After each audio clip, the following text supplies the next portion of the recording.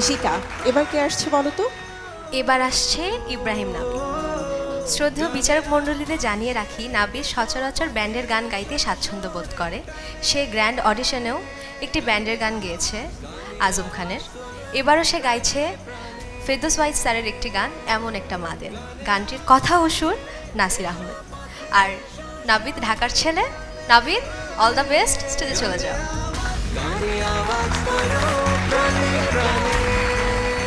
ইশিকা তো যেভাবে করে বললো যে নাভিদ হচ্ছে ঢাকার ছেলে, তো ঢাকার পোলাদের একটু পাওয়ার ডিফারেন্ট থাকে, রাইট?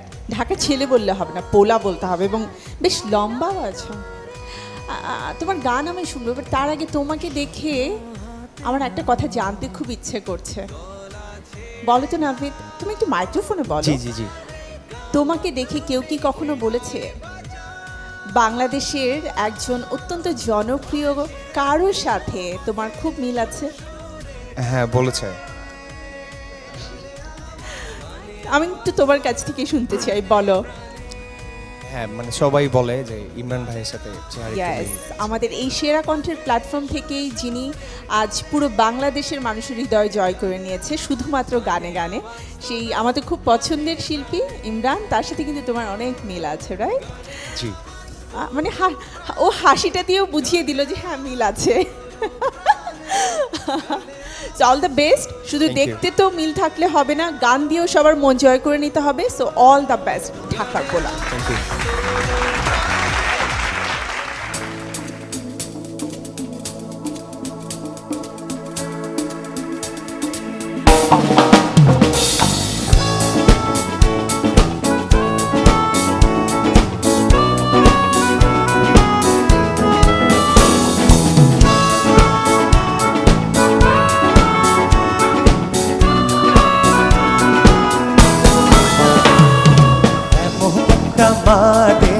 এমন একটা মা দেনা, যে মায়ের সন্তানেরা, যে মায়ের সন্তানেরা কান্দে আবার হাসতে জানে, কান্দে আবার হাসতে জানে।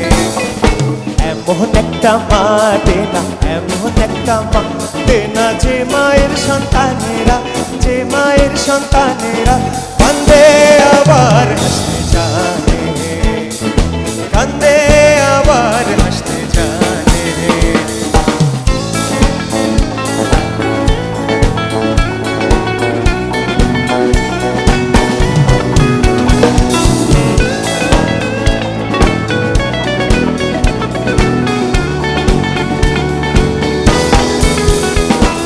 মা তুই থাকলে কত ভালো লাগে, সারা জীবন কোনো কিছু আর লাগে না। মা তুই থাকলে কত ভালো লাগে, সারা জীবন কোনো কিছু আর লাগে না।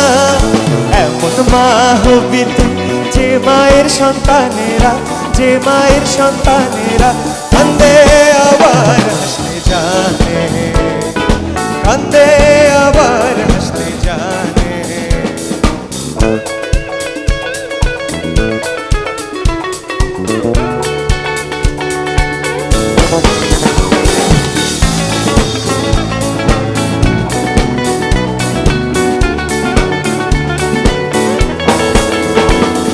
সূর্য ডুবে গেল, রাত নেমে আসে, আমার জীবন তুই থাকলে কিছু হবে না। মা সূর্য ডুবে গেল, রাত নেমে আসে, আমার জীবন তুই থাকলে কিছু হবে না।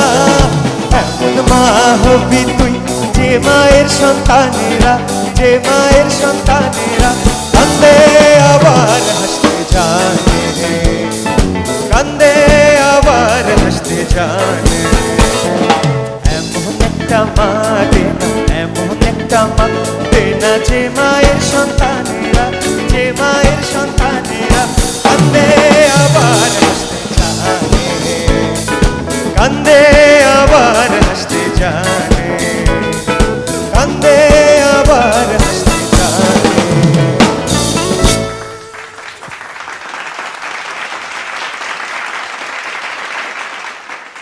সো নাভিদের গান কেমন লাগলো সেটা আমরা আমাদের বিজ্ঞ বিচারকদের কাছ থেকে শুনবো। নকিব খান স্যার।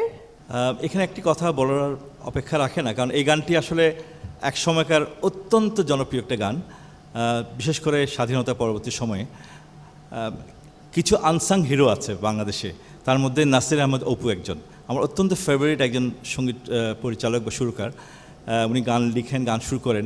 এই গানটি ওনার একটা অনেক বিখ্যাত একটি গান। তো এই গানটি ফেরদৌস ওয়াহিদ ভাই গিয়েছিলেন এবং ওনার যে গায়কী এটা কমপ্লিটলি ডিফারেন্ট। হ্যাঁ, সো আমি যেটা বলবো, তুমি আমার কাছে মনে হচ্ছে তুমি ওনাকে ফলো করার চেষ্টা করেছো কোনো ক্ষেত্রে। দরকার নাই, তোমার মতো করে করবা, হ্যাঁ, তাহলে আরও ভালো লাগতো। যা হোক, তুমি ভালো গিয়েছো এবং এই গানটি অত্যন্ত ভালো সুন্দর একটি গান। আমার মনে হয় তুমি যখন কারো গান করবে, নট নেসেসারিলি যে ওনার মতো করে করতে হবে, তুমি তোমার মতো করে তোমার গায়ক দিয়ে তোমার স্টাইলে তুমি করবা। আরেকটা ব্যাপার হচ্ছে, এটা কিন্তু মায়ের গান, একটা ইমোশনাল ব্যাপার আছে। তুমি ফেরদৌস ভাই গানটা শুনলে বুঝতে পারবে ওনার গলার মধ্যে কিন্তু ওই ইমোশনটা ছিল, যেটা তুমি এটাকে অনেক ফানি করে ফেলছো। তো এটার দরকার নেই। আমার মনে হয় তুমি তোমার মতো করে করবা, ঠিক আছে, বাট ওই ইমোশনটা যেন ঠিক থাকে। জি স্যার। ধন্যবাদ। Wish all the best. বন্যা ম্যাম। তুমি যখন গাইছিলে কান্দে আবার হাসতেটা কোনোবারই পরিষ্কার হচ্ছিল না, হাসতেটা বেশি নিচে চলে যায়, ওইটা একটু খেয়াল করবে গানের। তো যেটা ও বলছিল না নকিব, আমার সেটা মানে যখন তুলবে গানটা শুনে শুনে তখন টোটালটা তুলবে, কপি করবে, কিন্তু যখন গাইবে তখন নিজের ভাবনাটা ওইটার সাথে মেশাতে হয়, নাহলে অরিজিনালিটি থাকে না, মনে হয় যে টোটাল কপি ক্যাট, সেটা ভাল লাগে না। তো ওই হাসতেটা প্রত্যেকবারই আমি যতবার, যেহেতু জানি গানটা সেহেতু জানি যে ওটা হাসতে শব্দটা, কান্দে আবার হাসতে জানে, কিন্তু তোমার গলায় একবারও পরিষ্কার হয়নি হাসতে জানেটা।